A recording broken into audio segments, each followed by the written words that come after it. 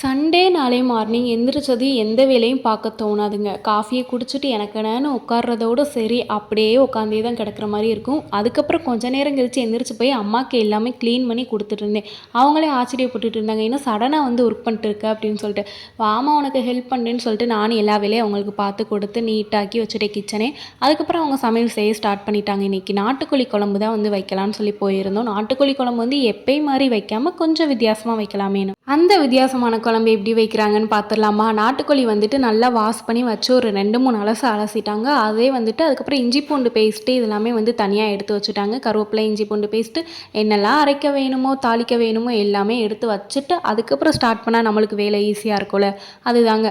அதுக்கு முன்னாடியே வந்துட்டு சின்னதாக ஒரு காஃபி இன்னொருக்க போட்டு வந்துடலாமே சொல்லிட்டு ஒரு 12 மணிக்கெலாம் போய் காஃபியை போட்டாச்சு திரும்ப. பேன் அடுப்பில் வச்சுட்டு அது கூட தாராளமாக நல்லெண்ணெய் ஊற்றியாச்சுங்க. நாட்டுக்கோழி குழம்பு ஒரு சிலர் வந்து விளக்கெண்ணெய்லாம் ஊற்றி வைப்பாங்க. பட் அந்த மெத்தட்லாம் நம்மளுக்கு தெரியாது. நம்ம தெரிஞ்ச மெத்தட் ஏதோ அதே ஃபாலோ பண்ணணும்னு சொல்லிட்டு சிக்கன் கூட்டு நம்ம வைக்கிறோம்ல, அது மாதிரி தாங்க இன்றைக்கி அம்மா ட்ரை பண்ணலான்னு சொல்லியிருந்தாங்க. முதல்ல வந்துட்டு நாங்கள் கறி வேக போட்டு வைப்போம். ஆனால் இது வந்துட்டு அப்படி வேணாமேன்னு சொல்லி இந்த மாதிரி பண்ணியிருந்தோம். கொஞ்சமாக பெருஞ்சீரகம், கருவேப்பிலை இதை மட்டும் போட்டு நல்லா தாளிச்சு விட்டுட்டு அது கூடவே கட் பண்ணி வச்சுருக்க வெங்காயம், தக்காளி இதை மட்டும் போட்டுக்கலாம். அதுக்கப்புறம் வந்துட்டு கறி போட்டு நல்லா வதக்கிக்கலாம். இது நல்லா வதங்கினா தான் டேஸ்ட்டே கொடுக்குங்க. வதங்குறப்பயே சூப்பர் ஸ்மெல் வரும்.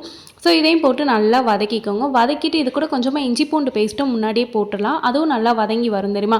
அப்போ இந்த கறி மசாலா பொடி வந்து போட்டோன்னா டேஸ்ட்டு இன்னும் சூப்பராக இருக்குங்க. அதுக்கு தான் இந்த கறி மசாலா பொடி போட்டு நாட்டுக்கோழியில் முதையே மஞ்சள் பொடியும் உப்பும் போட்டு ஊற வச்சுக்கோங்க. ஏன்னா அப்போ தான் நல்லாயிருக்கும். அந்த மஞ்சள் பொடி வந்துட்டு போடுறது கவுச்சி ஸ்மெல் ரொம்ப அடிக்காமல் இருக்கிறது தானே போடுவோம். ஸோ அதனால் வந்து வாஷ் பண்ணி அதை போட்டு அம்மா ஊற வச்சுட்டாங்க கொஞ்சம் நேரம். அதுக்கப்புறம் தான் வந்துட்டு அதை அப்படியே எடுத்து வடச்சட்டியில் போட்டு அதையும் சேர்த்து நல்லா வதக்கிட்டாங்க இதோட சேர்த்து.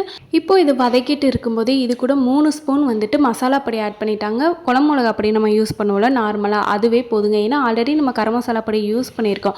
ஸோ எக்ஸ்ட்ராவாக நீங்கள் எதுவும் யூஸ் பண்ணலாம் தேவையில்ல, அதுவே போதும். 3 ஸ்பூன்றது வந்துட்டு எங்கள் வீட்டில் ரொம்ப உரப்பு சாப்பிட மாட்டாங்க. அதனால் நான் வந்து கம்மியாக சொல்லியிருக்கேன். ஒருவேளை உங்கள் வீட்டில் எல்லாருமே நல்லா உரப்பு சாப்பிடுவாங்கன்னா எக்ஸ்ட்ரா நீங்கள் எப்படி போடணுமோ அந்த அளவுக்கு நீங்கள் போட்டுக்கலாம். வீட்டில் யாருக்காவது உடம்பு முடியலனாலே போதும், இந்த நாட்டுக்கோழி அடி அப்படின்ட்டு தான் வந்துட்டு நம்ம ஊர் பழக்கம் அதுதானே அப்படின்ற மாதிரி வந்துட்டு நாட்டுக்கோழி அடித்து ஆளுக்கு எல்லோரும் சாப்பிட்ற மாதிரி வந்துட்டு நல்லாயிருக்கும் உண்மையிலே. ஆனால் இதில் நிறையா ஸ்ட்ரென்த் இருக்குங்க. அதனால தான் நம்மளுக்கு முடியலனாலே வந்துட்டு உடனே நாட்டுக்கோழி வந்துட்டு வீட்டில் பண்ணுவாங்க. எண்ணெய் பிரிஞ்சு சூப்பராக அதை பார்க்கவே லுக்காக தெரியுது பார்த்தீங்களா? இப்போ வந்து நம்ம தண்ணி ஊற்றிக்கலாங்க. இதோட தண்ணி வந்து உங்களுக்கு நீங்கள் நல்லா கட்டியாக சாப்பிட்ணுன்னு நினச்சிங்கன்னா கம்மியாகவே ஊற்றிக்கோங்க.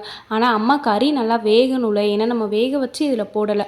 சிக்கன்னா கூட டக்குன்னு வெந்துடும். நாட்டுக்கோழின்றப்ப அது ரொம்ப ரஃப்பாக தானே இருக்கும். ஸோ அதனால் தண்ணி நிறையாவே ஊற்றி அது கூட கொஞ்சமாக உப்பு போட்டுட்டு அப்படியே மூடி வச்சுட்டாங்க. இப்போ இது கூட அரைச்சி ஊற்றுறதுக்கு ஒரு மசாலா மாதிரி ரெடி பண்ணிக்கலாம். சின்ன சீரகம் இருக்குல்ல, அதுவும் மிளகும் போட்டுட்டு அது கூட கொஞ்சமாக கட் பண்ணி வச்சுருக்க சின்ன வெங்காயம் இருக்குல்ல, அது நல்லா தோல் நீக்கிட்டு அதை கட் பண்ணிலாம் போடணும்னு தேவையில்ல, சும்மா போட்டுட்டு ஒரு சில்லு தேங்காய் சில் போட்டுக்கிட்டாங்க. எல்லாமே வந்துட்டு நல்லா வதக்கிட்டு இதை அப்படியே மிக்சியில் தூக்கி ஆற வச்சு அரைச்சா அவ்வளோதாங்க முடிஞ்சு. ஆற வச்சு அரைக்கிறப்ப வந்துட்டு கொஞ்சமாக இதோட உப்பு போடணும்னா போட்டுக்கோங்க.